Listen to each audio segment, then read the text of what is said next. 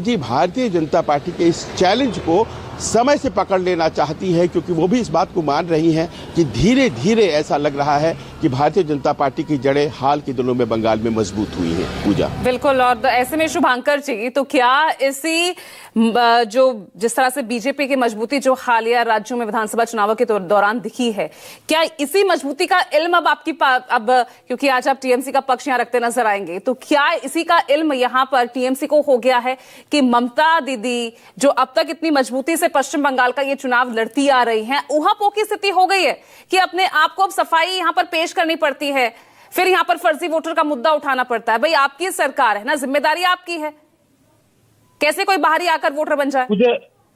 नहीं पूजा, देखिए बात ऊहापोह की नहीं है। बात यह है कि इस बात से नहीं नकारा जा सकता कि भारतीय जनता पार्टी ने जो बंगाल में जो अपना बेस अचानक एकदम 1 सीट से लेकर 77 तक बढ़ाया है, एक बहुत बड़ा एक जिसको कहते हैं कि आप एक फॉर्मिडेबल ऑपोजिशन बन के वहां पे उभरी है। और लेकिन साथ ही साथ एक बात, जैसे कि अभी संजीव जी शायद कह रहे थे कि इसमें जो सबसे बड़ा जो नुकसान था, जो पूरा जो शिफ्ट हुआ है, जो सीट्स जो शिफ्ट हुई हैं, वो कांग्रेस और लेफ्ट की जो शिफ्ट हुई। यहां पे सबसे बड़ी जो राजनीति जो सामने आई है वो ये है कि कांग्रेस के, आपने हमेशा अपने अधीर रंजन चौधरी जी को सुना होगा, उनकी पूरी भाषा जब बंगाल में होती है, आपको नहीं लगता होगा कि वो कांग्रेस के नेता के हिसाब से बोलते हैं। उनकी भाषा वही होती है जो भाजपा की होती है। इसका भी कारण है कि आज के दिन में का सबसे बड़ा जो चैलेंज ये है कि वहां पे अपना वजूद मेंटेन रखना, और अगर वो रखना है, इस बार तो अपनी भी सीट हार गई। अब बात क्या है कि जब ममता बनर्जी ये कहती हैं कि वहां पे वोटर्स को लेके दिक्कतें आ सकती हैं, ये आ सकता है इलेक्शन कमीशन का, तो पिछले का कुछ जो रिकॉर्ड रहा, मैं अभी चेक कर रहा था जब पिछला अभी आप लोग का रिपोर्ट पढ़ा जा रहा था, 2019 का अगर हम इलेक्शन ले लें तो आप उसमें से देखेंगे 2019 का जो लोकसभा की मैं बात कर रहा हूं, लोकसभा के इलेक्शन में एक सीट था बैरकपुर में, जब अर्जुन सिंह और दिनेश त्रिवेदी जी का वहां पे उसमें मजबूत एक लड़ाई हुई। उसमें 3 बार फैसले बदले गए। एक बार काउंटिंग में पहले अनाउंस हो चुका था कि दिनेश त्रिवेदी जीत चुके हैं, फिर उसको बदला गया, नहीं 1500 वोट से अर्जुन सिंह जीत चुके हैं। इस तरीके से वहां पे 3-4 सीटों पे ऐसा हुआ, जबकि इसको लेके वो मामला जो है कोर्ट तक पहुंचा था। बाद में कोर्ट ने इस बात को ये कह के खारिज कर दिया कि ये मामला इलेक्शन कमीशन का है, ये इलेक्शन कमीशन को ये चीज का आगे आना पड़ेगा, इसमें कोर्ट डायरेक्टली कोई रोक इख्तियार नहीं कर सकती।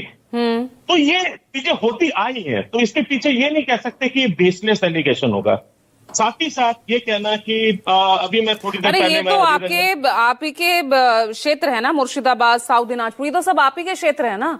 वहां पर अगर फर्जी वोटर जोड़े जा रहे हैं बाहर से आके, पहले तो हम सुन रहे थे कि बिहार बंगाल से लोग आ रहे हैं, अब आपने और जोड़ दिया है कि भाई दिल्ली हरियाणा गुजरात से भी लोग आ रहे हैं, वहां से जोड़े जा रहे हैं।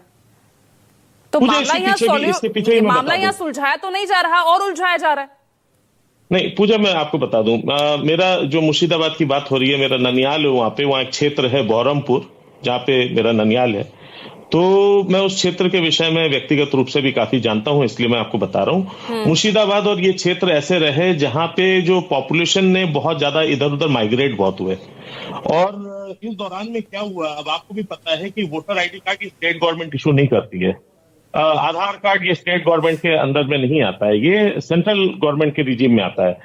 और तो वहां पे क्या हुआ, जब वहां पे कैंप्स लगते हैं उस समय कई बार इसको लेके कई बार आपने चुटपुट वहां पे लड़ाइयां भी सुनी होंगी, जब बार बार कहा जाता है तृणमूल और बीजेपी के बीच में लड़ाई हो गई है। आपकी आवाज मुझ तक तो क्लियर नहीं आ पा रही है Shubhankar ji, I get back to you, फिर मैं आपसे इस मुद्दे पर और आगे बात करूंगी। लेकिन सौरभ सिकदर साहब, आपको तो कल कह दिया भाई आप भगवा कॉमरेड हैं, जैसे फर्जी वोटों के आधार पर आपने दिल्ली, महाराष्ट्र, हरियाणा जीता, वहीं अब आप वही चाल पश्चिम बंगाल में आप उसी चाल को चलाकर यहां पर सत्ता हासिल करना चाहते हैं।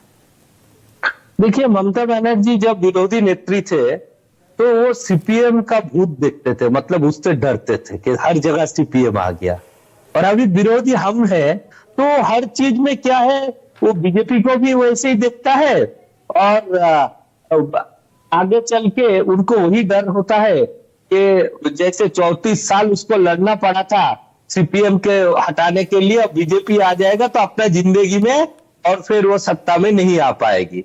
इसीलिए हर जगह में जो है बीजेपी का भूत देखते हैं, बीजेपी से डरते रहते हैं। अब तो ऐसा लग रहा है कि यहाँ आपके लिए भूत बन गया है, क्योंकि तमाम राज्यों में आप जीत दर्ज कर पा रहे हैं, पश्चिम बंगाल ही आपके हाथ नहीं आ पा रहा। नहीं, ठीक है, पश्चिम बंगाल भी आ जाएगा।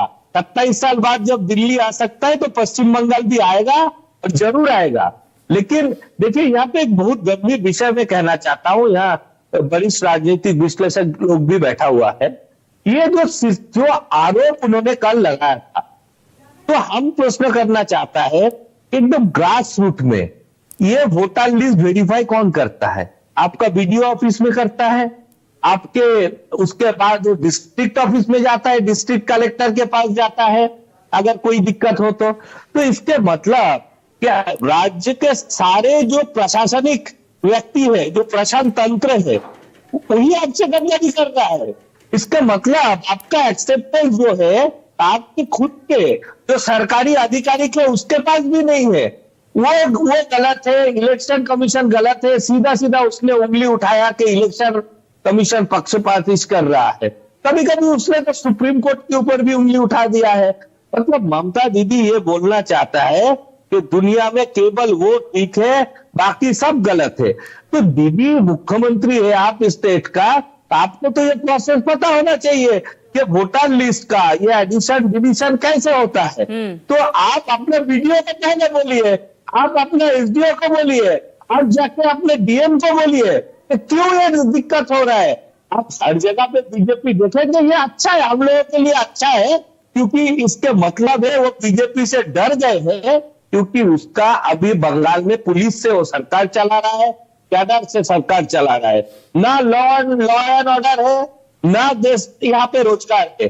और दीदी ये तमाम मुद्दे तो उठाए गए थे ना आपकी तरफ से लोकसभा चुनाव में भी, 2019 से भी बुरा हश्र हुआ।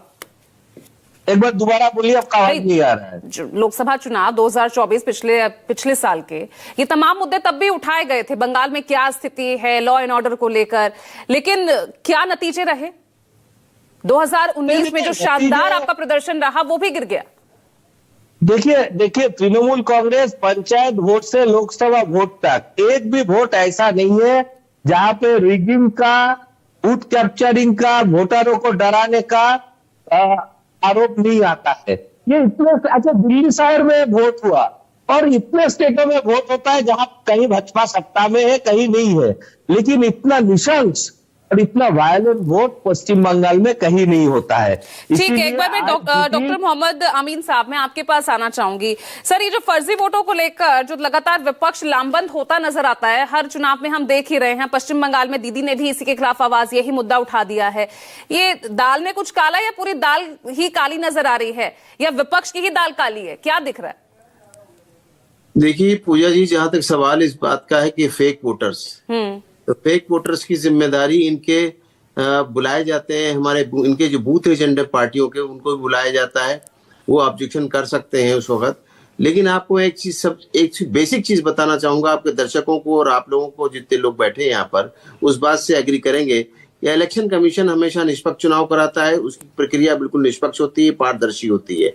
जहां तक सवाल इस बात का है कि हमारे पास कोई इंफ्रास्ट्रक्चर नहीं है इलेक्शन कमीशन के पास, हम उसी स्टेट का जब चुनाव कराते हैं तो उसी स्टेट के अधिकारी और सबको बुलाते हैं, और वहां पर कोई गड़बड़ी ना हो इसलिए बाहर से इलेक्शन के टाइम में, मार करिएगा, इलेक्शन के टाइम में हम बाहर के ऑब्जर्वर भेजते हैं, IAS IPS, senior IAS IPS officer, revenue के ऑफिसर्स, उनको हम भेजते हैं। लेकिन जहां तक सवाल है वोटर लिस्ट का, तो जो हमारे बीएलओ होते हैं और उनको जो असिस्ट करते हैं वहां पर जो एजेंसीज हैं, वो सब लोकल टीचर्स हैं, बाहर के नहीं है, लोकल टीचर्स हैं, लोकल स्टाफ है, ब्लॉक का स्टाफ है।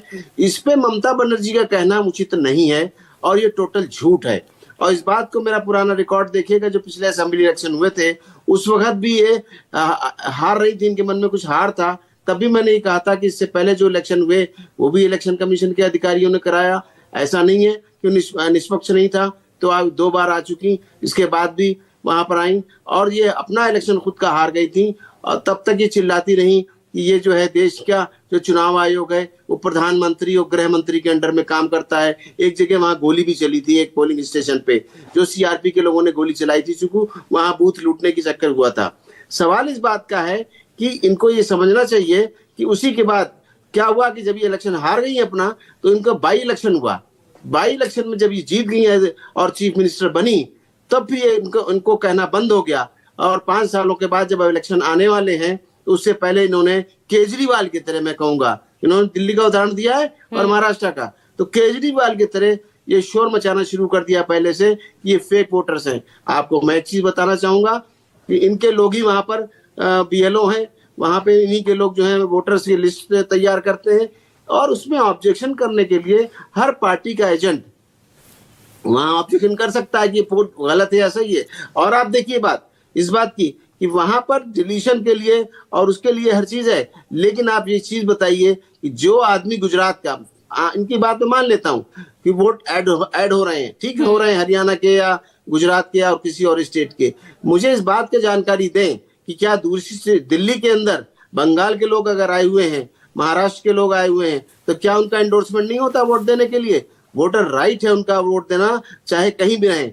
अगर वो बंगाल में वहां पर नौकरी कर रहे हैं, चाहे वो सेंट्रल गवर्नमेंट की नौकरी कर रहे हैं, किसी फैक्ट्री में नौकरी कर रहे हैं, वहां रह रहे हैं और उनके इंसिडेंट वेरीफाइड हैं और वहां काफी दिन से रह रहे हैं, तो उनको क्या वोट देने का अधिकार नहीं है?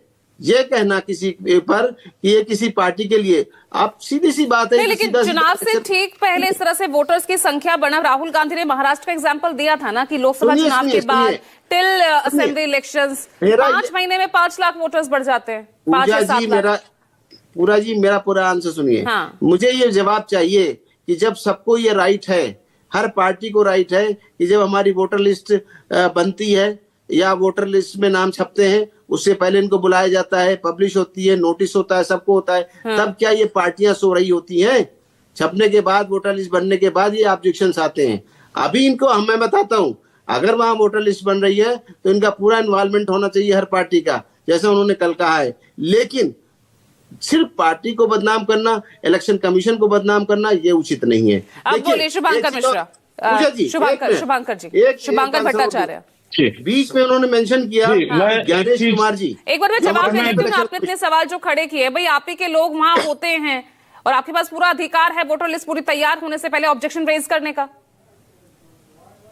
देखिए पूजा जी, आपके दर्शक ज्यादा अच्छा समझ सकते हैं कि एक चुनाव अधिकारी जब अगर किसी पैनल में बैठ के अगर पार्टी और उसका नाम लेकर अगर वहां पे अगर बीच बचाव करे, एक चुनाव अधिकारी को चाहे वो पूर्व हो, चाहे रिटायर्ड हो, चाहे अभी क्या हो, उनको किसी पार्टी से मतलब ही नहीं होना चाहिए। यहाँ भी वही सब करने लगे ना। जेन्युइनली उन्होंने देखे, अगर वो कोई जेन्युइनली जो कोई प्रोसेस है वो बता रहे हैं, तो उस प्रोसेस को आप फॉलो करते हो, अपनी जवाब दीजिए। हर पार्टी का एजेंट आ सकता है, कहने के मतलब एक नहीं, हर पार्टी का एजेंट ऑब्जेक्शन कर सकता है। नहीं आनी चाहिए, आप फिर बात को अपने नंबर के हिसाब से, अपने फैक्ट के हिसाब से रख सकते हैं। हाँ। यार मैं जो पहले जो बात कह रहा था मैं उसको फिर से क्लियर कर दूं। मैंने पिछली बार बात एक मुर्शिदाबाद के उधर से मैंने कही थी कि जैसे कैंपिंग वहां पे कैंप्स लगते हैं, बिल्कुल सही बात है कि बीएलओ लेवल से जो लोग होते हैं